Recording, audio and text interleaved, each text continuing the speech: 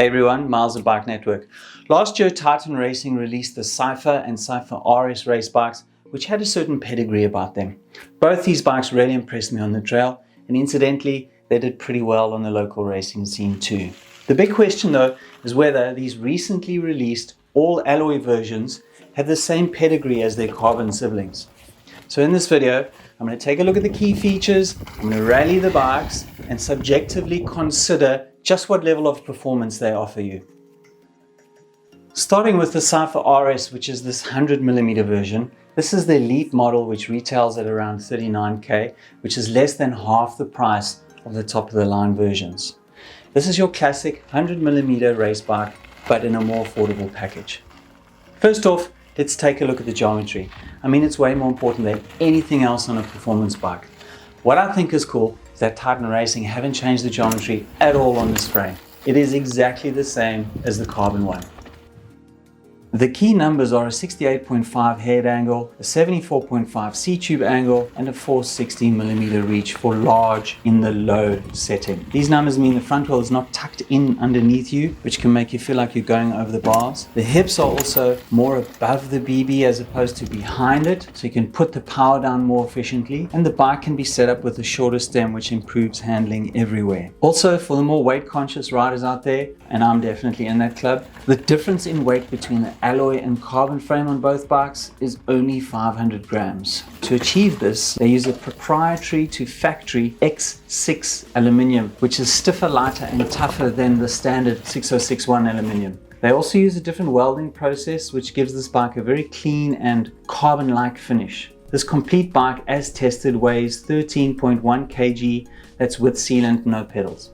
The build kit highlights include a short offset RockShox SID air fork, Shimano XT 12-speed drivetrain with SRAM level TL brakes. All in all, it's an extremely impressive build kit for a bike under 40k. Oh, and it's obviously a tubeless setup too. I haven't spent too much time on X-Fusion suspension, but this shock does have a custom tune specifically to match the kinematics of this bike that's specifically for Titan. In fact, all the Titan Cyphers have a custom tuned rear shock. The frame is also dropper post friendly. It takes 2 water bottles, which is important for long rides. Climbing is easy on the RS, and it just wants you to get out of the saddle and smash the mountains. With a 15% sag setting and the rebound set accordingly, I hardly felt the need to use the lockout. In fact, I actually never used it at all and still felt very efficient. The grip on techie stuff is not bad either. Compared to the carbon bike, I did feel the additional grams on steep climbs and in start-stop situations, but this is a race bike designed to climb and that pedigree shines through here. You would think when you point it down, things will get sketchy, but it descends better than expected, even with no dropper post. I did drop into some descents a little quicker than I wanted to, and for a 100mm bike, it feels very composed. It has a very direct feel through techie corners and rock gardens. There is very little deflection or pinging about. I really didn't feel any flexiness on this bike, which is sometimes felt or spoken about on alloy frames. For some perspective here, it's important to remember that these days you can buy an upgrade wheel set for more than this whole bike costs. So I guess, considering the fiscal side of things, it's easy to forgive the alloy for muting some of the climbing watts. Overall, I think the Alloy RS Elite is a highly capable 100mm cross-country race bike with a calm trail disposition. If you are shopping for a sub 40k full suspension cross-country bike that you want to do some racing on, put this one on the shortlist, Oaks. The value and performance is incredible. Right, let's look at the Cypher Comp, which is a 120mm cross-country bike which retails around 32k. Again, in my opinion, the big win with this alloy Cypher is you are getting the same geometry as on the carbon bike. The geometry is biased a little more towards a marathon, downcountry or light duty trail bike setup with a 67.5 head angle, 73.5 C-tube and a 450mm reach for the large in the low setting. What this geometry does is up the versatility of the bike, simply meaning you can race marathons on this bike or do backcountry missions with your mates. The Cypher Comp has an all Shimano SLX drivetrain and a 32 chainring with a big range of the 12-speed 1051 cassette out back. You've got SRAM level TL brakes with a 180/160 rotor combo, a 125mm X-Fusion dropper post with internal routing, wide 780mm trail bars, and a 60mm stem. Damping is dialed by an X-Fusion shock and a Manitou Markor 120mm fork, which run off of bar-mounted remote lockout setups. Manitou have upped their game, and it's worth noting this is an air fork, which at this overall price point and build kit is good bang for your bucks.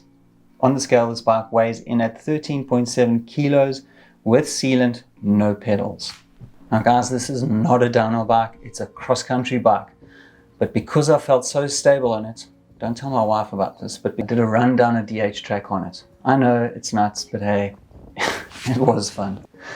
Its progressive geometry and solid build kit means it actually handles flow lines way better than I anticipated. Yes, you have to be smooth and hop over the big square edges, but the pace it holds down here is just nuts. Gapping all the jumps was not an issue. There's some 8 or 9 meter gaps in there, by the way, and I even overshot some of the landings with some nasty flat landings, but no issues with the bike. For this line, I never changed the 25% sag, which I used on all the regular trails I rode, but I did speed up the rebound a little to help the suspension recover from the big hits. Incidentally, this bike is compatible with a 130mm fork, which is probably a good idea if you want to explore the gnarlier trails. Now, on regular marathon and cross-country terrain, which is the intended application of this bike, the Cypher is tons of fun too. Needless to say, it handles every kind of technical situation you might find on a cross-country loop with ease. This bike is spec'd with 235 tyres, which improve small bump, grip and safety at speed. If you wanted to dress it up for racing on smooth trails like it's starting to see, I'd suggest go down a tyre size to a 2.2 and you will notice the extra rolling speed. I did try that with the wheels from the RS, and you can definitely feel the increase in the rolling speed. But remember, you are sacrificing grip when you go to a thinner tyre. This alloy Cypher is a modern cross-country bike that has the ability to handle a wide variety of terrain and riding styles. There are many reasons why it is so versatile, but the most important is its geometry. Without good geometry, you have nothing. It is far more important than anything, far more important than travel, wheel size, tread patterns, frame material, etc. The Cypher 120mm bike is fast. It is confidence inspiring and is evidently bloody strong. It has XE speed with a trail bike-like demeanor. Okay, let's wrap this up. You want to know what kind of performance you can expect from these alloy framed Cyphers. I can tell you I'm very, very impressed. These bikes are just as stable and have a very similar ride feel to their carbon siblings. Yes, that extra 500 grams mutes some of the watts that you're throwing down on the bike, and you are going to feel it, especially on long days out there, but the ride dynamic and is stable and just as much fun as the carbon bikes.